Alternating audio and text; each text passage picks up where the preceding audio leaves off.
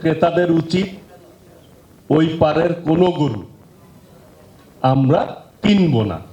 পার্শ্ববর্তী দেশ থেকে গরু আসে চোরাই পথে, নট আইন মেনে আসে না।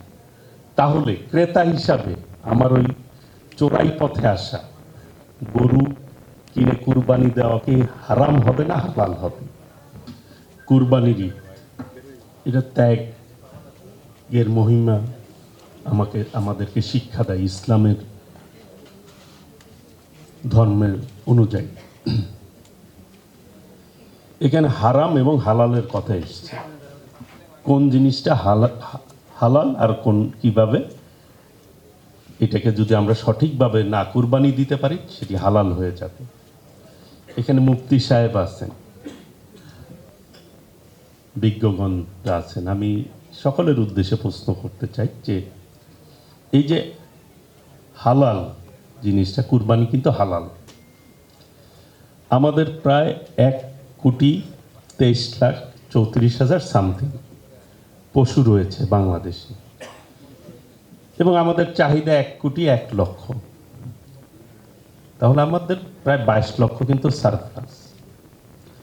পার্শ্ববর্তী দেশ থেকে গরু আসে চোরাই পথে, নট আইন মেনে আসে না। তাহলে ক্রেতা হিসাবে আমার ওই চোরাই পথে আসা গরু কিনে কুরবানি দেওয়া কি হারাম হবে না হালাল হবে? এটা কি হবে?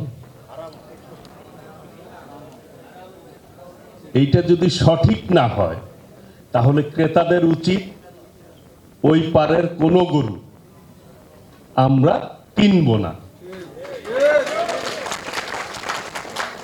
এই ব্যাপারে যদি আমরা সচেতন হই, আমাদের খামারিরা, প্রান্তিক কৃষকরা, ক্ষুদ্র ক্ষুদ্র খামারিরা উপকৃত হবে, দেশের মানুষ উপকৃত হবে, দেশের প্রান্তিক পর্যায়ে অর্থনৈতিক ভিত মজবুত হবে। আমরা যদি সচেতন হই, আমার ভাই বলেছে যে নিজেদের সচেতনতা আমাদের বৃদ্ধি করতে হবে। আমাদের আশপাশে কিন্তু বিভিন্ন রকম ষড়যন্ত্র রয়েছে কিভাবে আমাদেরকে দাবিয়ে রাখবে। সেই জন্য ড্রাগস বিভিন্ন জায়গা থেকে ঢুকছে আমাদের ভবিষ্যৎ প্রজন্মকে ধ্বংস করে দেওয়ার জন্য। আমি কিন্তু কুরবানির আমি নিজেই দিতে, যখন কুরবানি জবাই কিন্তু আমি নিজে করি আমাদেরটা।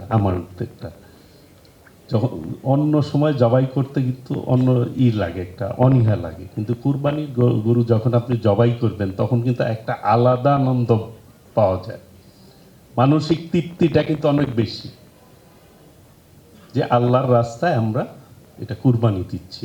এই দেশটা আমাদের সবার, যেটি আমাদের মাননীয় প্রধানমন্ত্রী দেশনায়ক তারেক রহমান সবসময় বলে থাকেন, করব কাজ গর্ব দেশ, সবার আগে বাংলাদেশ।